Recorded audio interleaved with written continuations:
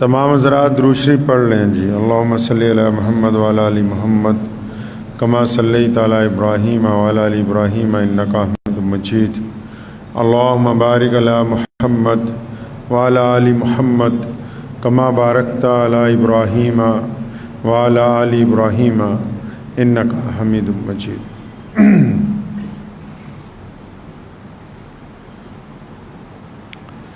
اللہ کے پیارے نبی حضرت محمد الرسول اللہ صلی اللہ علیہ وسلم نے جب اس دین کی ابتدا کی تو ابتدا میں ہی متعدد لوگ جو تھے، جو اس دور میں بڑے بڑے عہدوں پر فائز تھے، انہوں نے حضور نبی علیہ الصلوۃ والسلام کی مخالفت شروع کر دی۔ مکہ مکرمہ میں ایک ماحول تیار کیا گیا اور ہر خاص اور عام کو یہ بات بتائی جاتی کہ تم یہ جو اللہ کے پیارے نبی حضرت محمد رسول اللہ ہیں، ان کے پیچھے نہیں چلنا ہے۔ اور جن دیوانوں نے لبیک کہی ابتدا میں، ان پر ظلم کیا گیا، تشدد کیا گیا، ڈرانے کی کوشش کی گئی، دھمکیاں دی گئیں، جسمانی طور پر تکلیف پہنچائی گئی۔ اس کے باوجود بہت سارے ایسے دیوانے سامنے آئے جنہوں نے دنیا کی مخالفت کی پرواہ نہیں کی۔ اچھا، دنیا کا بھی ایک قاعدہ، ایک اصول ہے کہ جب کوئی بندہ ترقی کرتا ہے یا کوئی جماعت ترقی کرتی یا کوئی مذہب ترقی کرتا ہے تو لوگ بڑے حیرت انگیز ہوتے ہیں کہ فلاں جو آدمی اس وقت دنیا میں بڑا ہے تو اس کے ساتھ دیکھو کون کون لوگ ہیں، اور سوچتے ہیں کہ یہ اس کے ساتھ کیسے لگے ہوں گے۔ لیکن اس کا جو پس منظر ہوتا ہے، جو اس کی پیچھے کی تاریخ ہوتی ہے، وہ بڑی مشکلات سے بھری ہوئی ہوتی ہے، بڑی پریشانیوں والی ہوتی ہے، دکھ درد والی ہوتی ہے، پریشانیوں کے ساتھ مصیبتوں والی ہوتی ہے، وہ کسی کو نظر نہیں آتی۔ درخت کا پھل سب کو نظر آتا ہے، لیکن دانہ جب خاک میں ملتا ہے، مٹی میں مٹی ہو جاتا ہے، وہ کسی کو جلدی نظر نہیں آتا۔ اسلام میں بھی جن ستاروں کو آپ محمد رسول اللہ صلی اللہ علیہ وسلم کے دائیں بائیں چمکتا ہوا دیکھتے ہیں، ان کے پیچھے ایک زبردست تاریخ ہے، قربانیوں کی تاریخ ہے۔ جن کو اللہ تبارک و تعالیٰ نے صدیق کہا، جن کو فاروق اعظم کہا، جن کو عثمان ذی النورین کہا، جن کو مولا علی کا لقب عطا کیا گیا رضی اللہ تعالیٰ اجمعین، ان کی جب تاریخ اٹھائیں گے تو یہ جس مقام پر فائز ہیں وہاں تک جانے کے لیے خون کے دریا پار کیے، ظلم اور تشدد کی وہ لازوال داستان ہے جس سے گزر کے آگے پہنچے۔ جب کبھی کوئی خوشی کا موقع ہوتا ہے، بہت سارے لوگ بارات کے اندر شامل ہو جاتے ہیں، لیکن جب بندہ آزمائش کے لیے چلتا ہے، پریشانی کے اندر، تو گنے چنے چند دوست ہوتے ہیں۔ اسی لیے تو دنیا کی تاریخ نے قرابت داروں سے بھی زیادہ، رشتہ داروں سے بھی زیادہ بار بار پوری دنیا کی تاریخ میں دوستوں کا ذکر کیوں کیا گیا؟ کہ جو سٹرگل کا ٹائم ہے، جو امتحان کا وقت ہوتا ہے، اس وقت بہت کم لوگ ساتھ میں ہوتے ہیں۔ کامیابی کے بعد تو لشکر کے لشکر آتے ہیں، مبارکباد دینے والوں کی لائن لگی ہوئی ہوتی۔ لیکن ہمیشہ سربلندی ان لوگوں کے حصے میں آتی ہے جنہوں نے وہ وقت ساتھ میں گزارا ہوتا ہے جب کوئی ساتھ چلنے کے لیے تیار نہیں ہوتا. اور اسلام کی تاریخ تو ایسے واقعات سے بھری پڑی. مسلمانوں کے جو سب سے بڑے مسلمان ہیں، انبیاء کے بعد جن کا درجہ سب سے بڑا ہے، صحابہ میں جو سب سے اول ہیں، سیدنا ابو بکر صدیق رضی اللہ تعالیٰ عنہ، جن کو سب سے بڑا مسلمان کہا گیا، جن کو اللہ کے رسول صلی اللہ علیہ وسلم نے اپنی زندگی میں اپنے سامنے اپنے مسلح پر امامت کے لیے کھڑا کیا. اگر سیدنا ابو بکر صدیق کی تاریخ اٹھائیں گے تو کفار مکہ کا ظلم برداشت کیا، تشدد برداشت کیا، رشتہ داروں کی ناراضگیاں برداشت کی، لیکن محمد رسول اللہ کا دامن نہیں چھوڑا.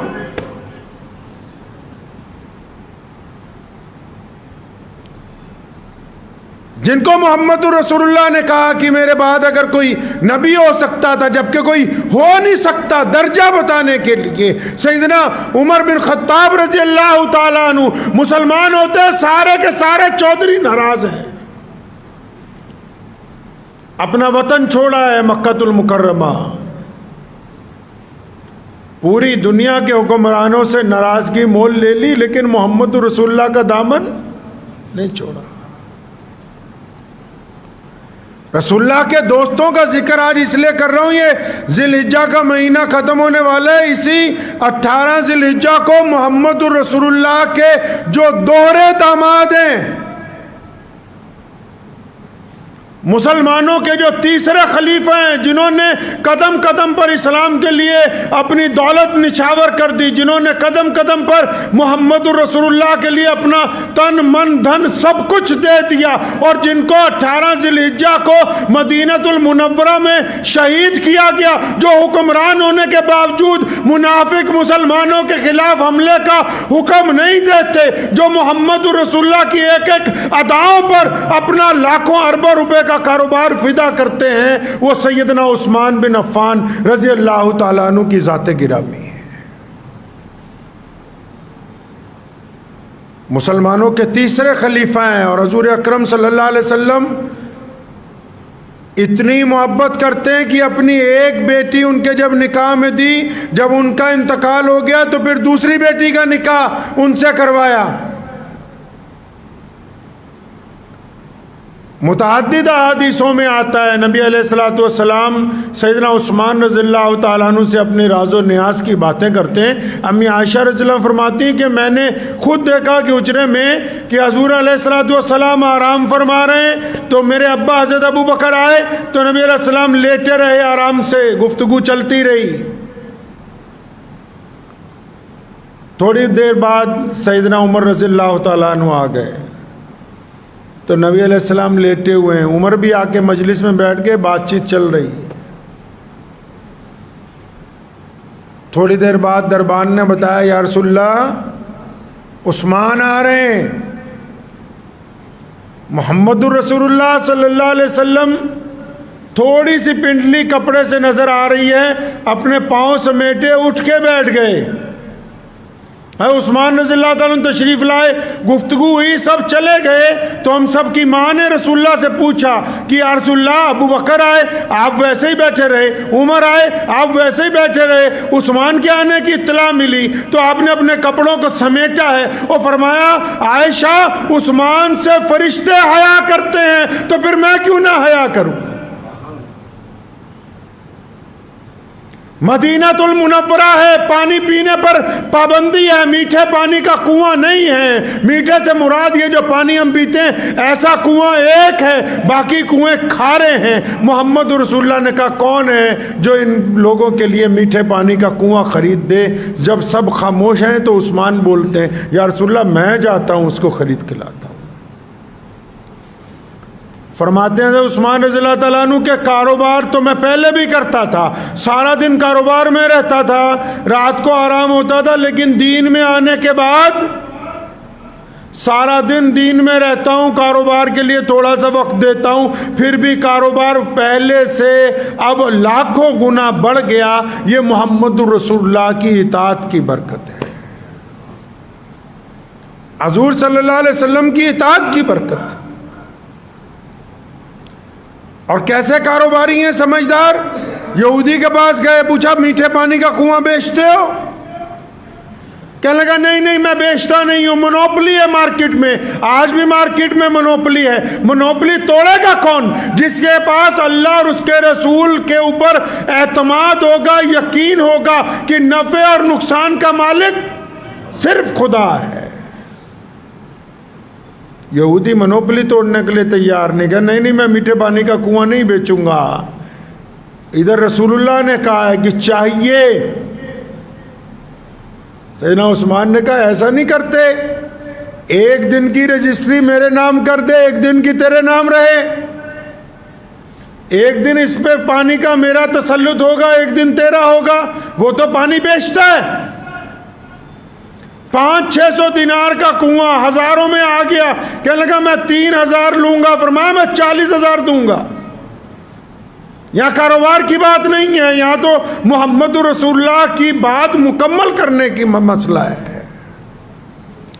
سنو کیا کیا پھر، کاروبار بتھیرے لوگ کرتے ہیں۔ سیدنا عثمان نے کنواں خرید لیا ایک دن کے لیے، مطلب روزانہ ایک دن ہمارا، ایک دن تمہارا، ایک دن ہمارا، ایک دن تمہارا۔ اور یہودی بھی بڑا خوش کہ چلو وہ تو پانی روز بیچتا ہے۔ منوپلی کیسے توڑ دی؟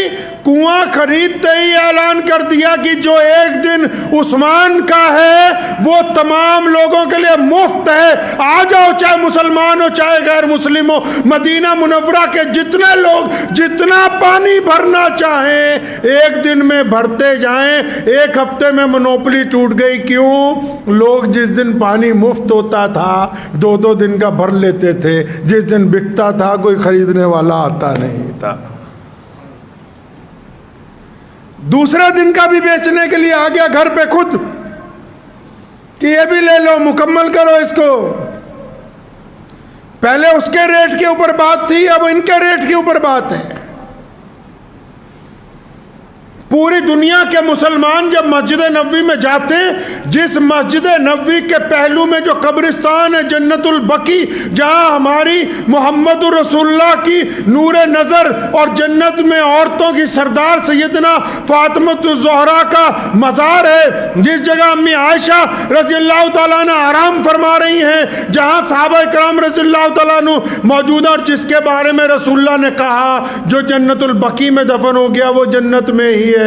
وہ جگہ محمد رسول اللہ سیر کر رہے تھے، عثمان ٹکرائے، فرمایا عثمان میں اس جنگل کی طرف سے ہو کے آیا ہوں، بڑا خوبصورت ہے وہ کھیت، وہ علاقہ بڑا اچھا لگا مجھے، جاؤ تم دیکھ کے آؤ۔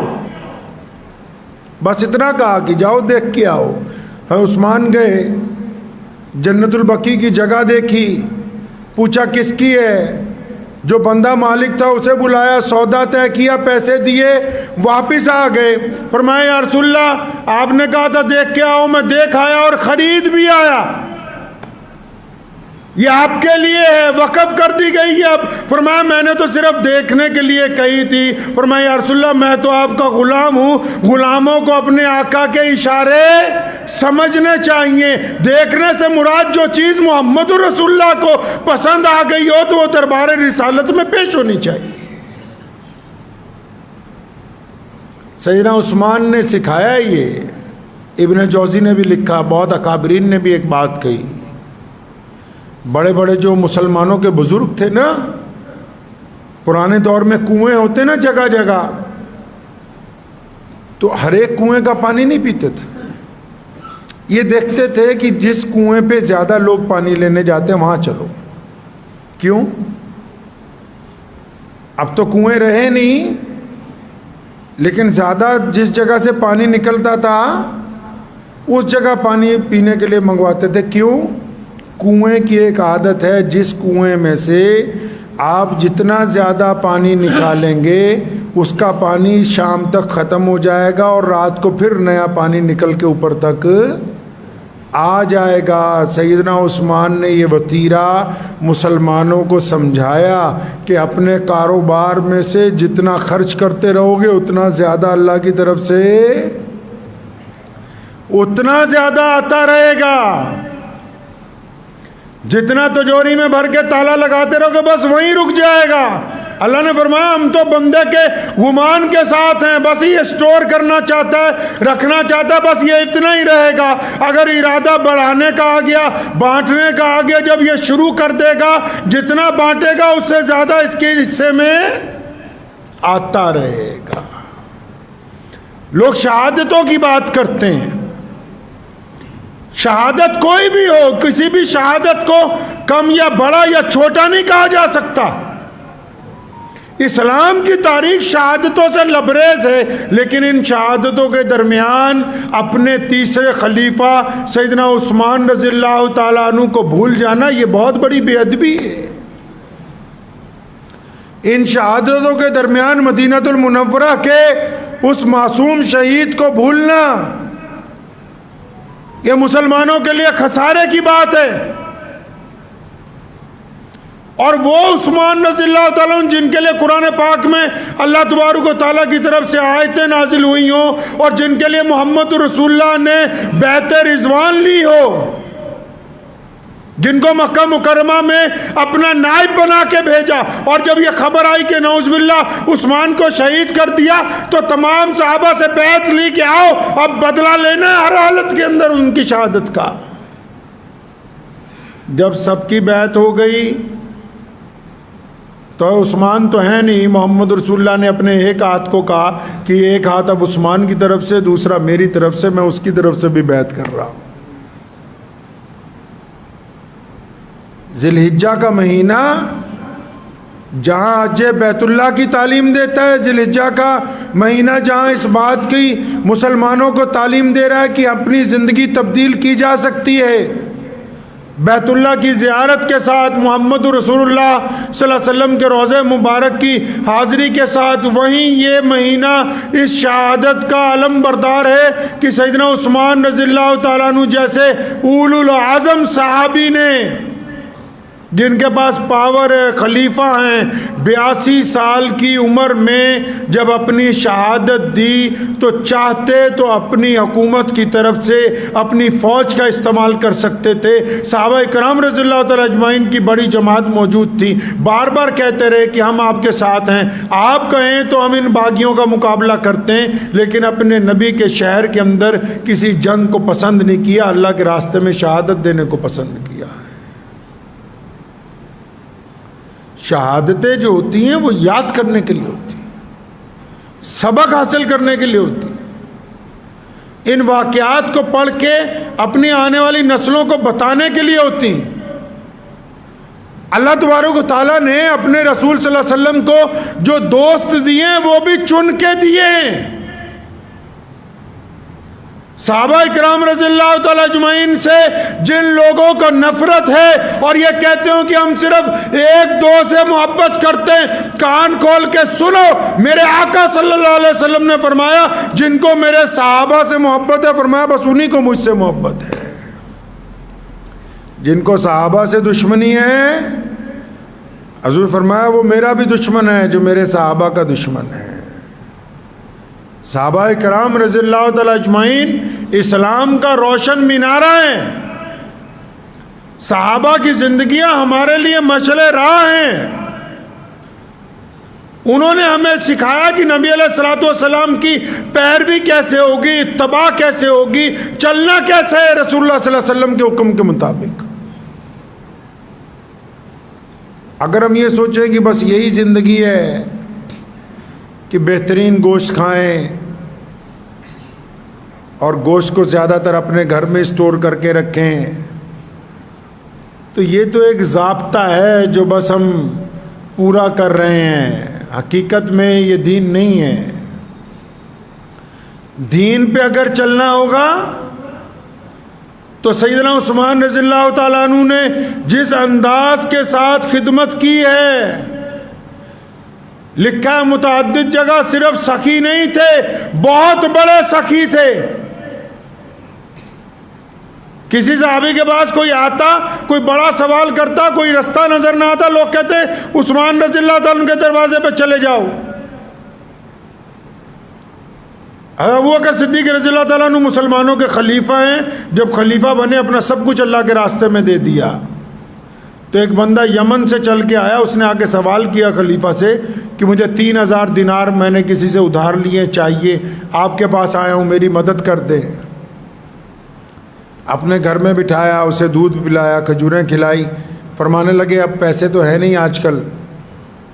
اب وہ تو سمجھ کے آیا تھا بھی حضرت ابو بکر ہیں، بہت رئیس آدمی، مسلمانوں کے خلیفہ ہیں، میں آج کل تو کچھ ہے نہیں۔ تو کہنے لگا میں تجھے ایک گھر کا پتہ بتا دیتا ہوں، بس وہاں چلا جا۔ یہ واقعہ وہ بھی لوگ نوٹ کر لیں جن کو کوئی دوسرا آدمی کہہ دیتا نا فلاں کے گھر چلا جا، اور اس کے گھر کوئی آ جاتا ہے مانگنے والا، ناراض ہونے لگتا، اچھا تجھے میرا پتہ کس نے بتایا؟ ارے خدا تیرے پہ رحم کرے، تو ان خوش قسمت لوگوں میں سے لوگ جن کو کہتے ہیں کہ فلاں جگہ چلا جا تیرا کام ہو جائے گا، اور تو ناراضگی کا اظہار کرتا ہے۔ اولاد کہہ دے تو ابھی لاکھ روپیہ خرچنے کے لیے تیار ہے، اللہ کی طرف سے کوئی بندہ مانگنے کے لیے آ جائے تو 10 روپے نکالتے ہوئے جان نکل رہی ہے اس کی۔ تو صحابی کو حضرت ابو بکر صدیق نے اس بندے کو بتا دیا کہ وہاں چلا جا، حضرت عثمان کا گھر ہے، تیرا کام ہو جائے گا۔ وہ جب وہ گیا حضرت عثمان رضی اللہ عنہ کی کوٹھی پر، دروازہ ابھی کھٹکھٹایا تو اندر سے حضرت عثمان رضی اللہ عنہ کی آواز سنائی دی جو اپنے بیٹے کو ڈانٹ رہے ہیں۔ بیٹے کی کیوں کلاس لگا رہے ہیں؟ فرما رہے ہیں کہ بیٹا میں نے دیکھا تم روز دودھ میں شہد گھول کے پیتے ہو، تو دودھ بھی میٹھا، دودھ کھٹا تو نہیں ہوتا، دودھ بھی میٹھا شہد بھی میٹھا، بیٹا اتنی فضول خرچی، کبھی دودھ پی لو یا کبھی ضرورت پڑے شہد پی لو، تم دونوں چیزیں مکس کرتے ہو، اتنے پیسے تو ہمارے پاس نہیں کہ بھائی فضول خرچی کریں۔ اب وہ بندہ جس نے باہر دروازہ کھٹکھٹایا تھا، ایسا ہی سمجھو جیسے یو پی بہار ہمارے یہاں آج کل یہ صوبے ہیں، کیونکہ ایک سوال ابھی ہوتا نہیں، 200 ان کے پہلے تیار ہو جاتے ہیں تنقید کرنے کے لیے۔ تو وہ بھی اس دور کے بندے بھی ایسے ہی ہوں گے، تو اس کے ذہن میں آ گیا فوراً کہ اچھا مجھے حضرت ابو بکر نے کہاں بھیج دیا، یہ تو میں پیسے مانگنے آیا، مجھے 3000 دینار چاہیے، اور یہ اندر سے تو مالک مکان اپنے بچوں کو ڈانٹ رہا ہے کہ شہد اور دودھ اکٹھا پی رہے ہو، نعوذ باللہ کسی کنجوس کے دروازے بھی بھیج دیا ہمیں۔ عثمان رضی اللہ تعالیٰ باہر آئے، بڑے لوگوں کی بڑی بات ہوتی ہے، بڑے بڑی بات کرتے ہیں، چھوٹی نہیں کرتے۔ میں نے اپنے والد صاحب شیر اسلام مولانا حبیب الرحمن لدھیانوی رحمۃ اللہ علیہ کو دیکھا، یہاں مسجد میں یا رات کو کوئی ایسے سفیر آ گیا یا کوئی بندہ ناراض ہو جاتا تھا نا کسی ملازم سے، کسی مدرسے کے ماتحت کے، اس نے آ کے جب شکایت کرنی تو ابو جان نے کہنا لے بھائی میں اس کی طرف سے معافی مانگ رہا ہوں، بھائی آپ پہلے ہمیں معاف کر دیں، کوئی بات نہیں، اس بچے سے غلطی ہو گئی ہوگی، جبکہ قصور بھی سامنے والے کا، ناراضگی بھی اس کی۔ لیکن جو بڑے لوگ ہوتے ہیں ان کا انداز الگ ہوتا ہے۔ بڑا بندہ غرور سے نہیں بنتا، تکبر سے نہیں بنتا، گردن اٹھانے سے نہیں بنتا ہے بڑا بندہ۔ بڑا بندہ ایسے نہیں بنتا کہ اس کی گاڑی اچھی ہو، مکان اچھا ہو، اس کے پاس دولت بڑھیا ہو، نہیں، خاندانی وہ ہوتا ہے جس کا لب و لہجہ اچھا ہو، جس کی آنکھوں میں شرم و حیا ہو، جو دوسرے کو غصے کے باوجود احترام دینے والا ہو، جس کے مزاج میں نرمی ہو، جو اپنی غلطی کے باوجود دوسرے سے جوڑ رکھنے کے لیے بھی کہہ دے کہ اللہ کے واسطے معاف کر دو، وہ بڑا ہوتا ہے۔ تو عثمان باہر نکلے، وہ بندہ باہر کھڑا تھا، تو بڑوں کی تو بڑی باتیں ہوتی، نکلتے ہی کہا کہ میرے بھائی اللہ کے واسطے معاف کر دینا، آپ کو 10 منٹ انتظار کرنا پڑا، میں اپنے بچے کو کوئی بات سمجھا رہا تھا اس لیے آپ کو رکنا پڑا۔ اپنی بیٹھک کھلوائی جس کو ڈرائنگ روم کہتے ہیں، بٹھایا تو اس نے دیکھا بڑے دولت مند آدمی، تو اپنے ملازم کو بلایا کہ مہمان آئے کچھ لاؤ، تو ملازم کیا لایا؟ ملازم جو ہے کھجوروں کا حلوہ بھی لایا، دودھ میں شہد گھول کے لایا۔ ساتھ میں 1-2 مٹھائیاں اور وہ کہنے لگا میں بڑا حیران، اپنے بچے کو تو ڈانٹ رہے تھے کہ دودھ میں شہد کیوں ڈالا، مجھے تو 3-4 چیزیں اکٹھی پیش کر دی۔ تو کہنے لگا میں نے سوال کیا، جب میں نے کچھ کھا پی لیا تو میں نے بولنے لگا کہ حضرت میری، تو مجھے ہاتھ کے اشارے سے کہا کہ چپ رہو۔ اپنے پی اے کو بلایا، سیکٹری کو، تو فرمانے لگے کہ حضرت عثمان رضی اللہ تعالیٰ عنہ کہ وہ مہمان کے لیے ایک اونٹ تیار کروایا، لے کے آؤ۔ وہ اونٹ لایا جب صحن میں، اس کو باہر لے گئے اپنے ساتھ، فرمایا یہ اونٹ ہے، اس میں تمہارے سب گھر والوں کے لیے نئے کپڑے، 10,000 دینار اور تمہارے راستے کے لیے پانی، کھانا، سب کچھ اس میں رکھ دیا ہے، جاؤ اب آرام سے واپس چلے جاؤ اپنے گاؤں۔ اب وہ بندہ، اب جتنوں کی عقل کم ہوتی ہے تو کم ہی ہوتی ہے، تو پھر کہنے لگا جی حضرت یہ اونٹ کون واپس لے کے آئے گا، اونٹ تو مہنگا ہے۔ تو سیدنا عثمان رضی اللہ عنہ نے فرمایا یہ واپس دینے کے لیے تو دیا ہی نہیں، یہ بھی تمہیں دے دیا۔ اونٹ کی رسی پکڑ کے سوار ہونے لگا، پھر دل میں کھرک کھرک ہوتی نا لوگوں کو، پھر اٹھی، پھر واپس آیا، کہتا جی حضرت یہ تو بتاؤ تمہیں پتہ کیسے لگا کہ مجھے اتنا کچھ چاہیے؟ تو مسکرانے لگے، فرمایا جاؤ کوئی بات نہیں، اب اپنا کام کرو۔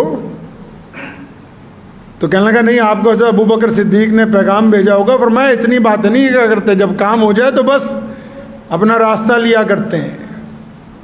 دوسری جگہ عثمان رضی اللہ تعالیٰ عنہ کے متعلق لکھا ہے، سفر میں جا رہے تھے، راستے میں ایک بندہ آیا اور کسی نے کہا کہ عثمان کا قافلہ جا رہا ہے رضی اللہ تعالیٰ عنہ کا، ان کے پاس شہد ہے، چاہیے تمہیں، بیمار ہو لے لو۔ تو وہ گیا، اس نے جا کے کہا کہ مجھے شہد کی ضرورت ہے۔ تو غلام جو ہوتے ہیں نا، وہ کیونکہ ذرا اپنے طریقے کا ان کی الگ سوچ ہوتی ہے، تو عثمان رضی اللہ تعالیٰ عنہ نے اسے کہا کہ اس کو شہد چاہیے، دے دو۔ شہد 1-2 کلو چاہیے تھا، لیکن فرمایا اس کو 1 مٹکا پورا دے دو۔ تو گھوڑے پہ 2 مٹکے ہیں، ایک دائیں طرف لٹکا ہوا، ایک بائیں طرف۔ تو وہ دینے گیا تو غلام کا نیت بدل گئی، واپس آیا کہ حضرت اگر اس کو 1 مٹکا دیں گے تو دوسرا مٹکا کیسے وہاں آئے گا، توازن بگڑ جائے گا سارا، جتنی ضرورت ہے اتنا دے دیتے ہیں۔ تو وہ بندہ بھی دیکھ رہا تھا کہ نوکر ڈنڈی مار رہا ہے میرے کام میں۔